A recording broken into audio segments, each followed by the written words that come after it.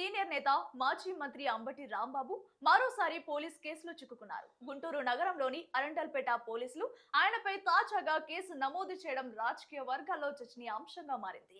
కేంద్ర మంత్రి పెమ్మసాని చంద్రశేఖర్ కు సంబంధించిన ఓ సోషల్ మీడియా పోస్ట్ వివాదం ఈ కేసుకు కారణమైనట్లు పోలీసులు తెలిపారు. పోలీసుల వివరాల ప్రకారం మంత్రి ప్రతిష్టకు భంగం కలిగించేలా మార్ఫింగ్ చేసినట్లు ఆరోపణలు ఎదుర్కొంటున్న ఓ వీడియోను అంబటి రాంబాబు తన సోషల్ మీడియా ఖాతాలో పోస్ట్ చేసినట్లు ఫిర్యాదు అందింది. ఈ వీడియోలో ఏఐ సాంకేతికతతో రూపొందించిన దృశ్యాలను ఉపయోగించాలని ఫిర్యాదుదారు పేర్కొన్నారు.